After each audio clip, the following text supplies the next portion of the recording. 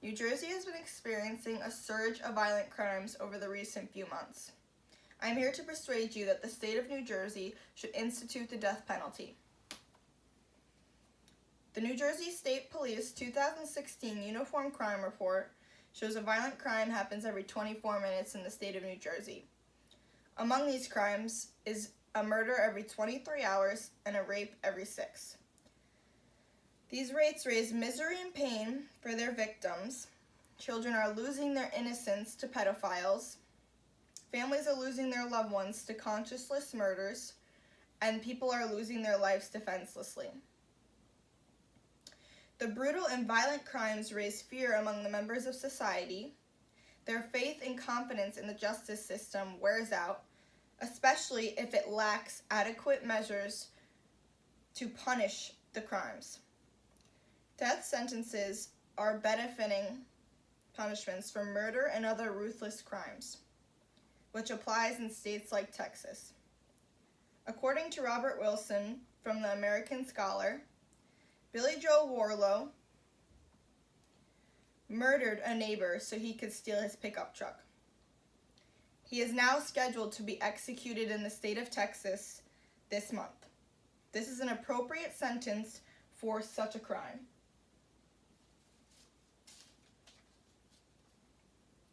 To understand the underlying problem, it is better to first evaluate the victim's perspective of the issue. New Jersey recorded over 27,000 violent crimes, over 370 murders, and close to 1,100 forcible rapes, over 11,000 aggravated assault crimes, according to the FBI Uniform Crime Report. There were one or more victims in each of these cases. Therefore, New Jersey has over 4,000 victims of murder, rape, and other violent crimes. The bigger problem is that these numbers are only rising. Therefore, there is a need for a change in the justice system to apply stiffer punishment measures and administer justice for their victims. These victims' families also need to find closure or satisfaction. They need to punish the crime behind them, have satisfaction, and move on with their lives. However, this can only happen if the offender is punished in the deserved measure.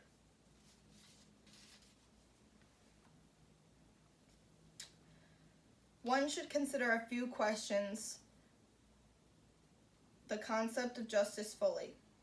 In response to a capital punishment, a murderer murders children, brothers, sisters, and parents in cold blood. Terrorist bombs and shoots and kills innocent people in cold blood. A child molester abuses a defenseless child, cripples, hits for his own psychological development, and destroys the whole childhood experience. A psychopath killer kills for gain, threatening human lives as object, such as leave families in pain, and some their breadwinners, and others lose their children, while others lose their only companion. Without the capital punishment, the court can only punish those offenders with life imprisonment or long-term prison sentences. The second part is more painful. These criminals spend the rest of their lives in the comfort behind bars after the heinous acts at the cost of taxpayers.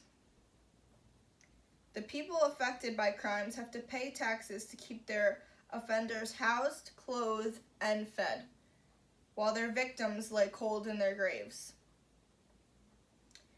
How can a judge convince parents of brutally murdered that child's life imprisonment is punishment enough? Such scenarios are mockeries to the base meaning of justice, and capital punishment should overturn the mockery. The state should institute the death penalty to support and strengthen for justice. Justice should carry the punitive measure as a method of restoring balance between the offended and offender, the victim and the villain. Therefore, a level of punishment should depend on the defenseless of the victim. Institutive justice is a response of the cry of the society against the offenders, the injuries caused by crime. If so, punishment should befit the individual's crimes.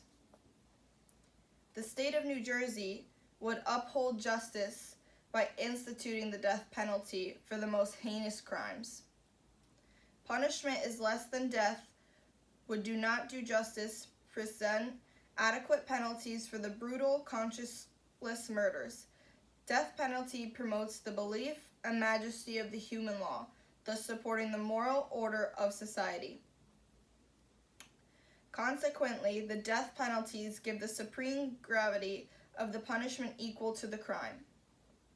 Therefore, the state should make amendments to legalize punishments and ensure justice for their victims.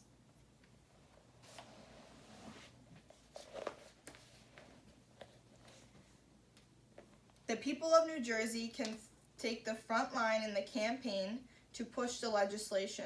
They are the main victims, hence the legislation or legalization of the death sentence would benefit them.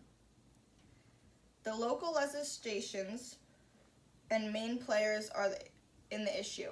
However, the voters and residents of the state can lobby and push them into legalizing the capital punishments. In conclusion, the high rates of crimes in New Jersey should not be ignored. Anyone could be a victim at any time.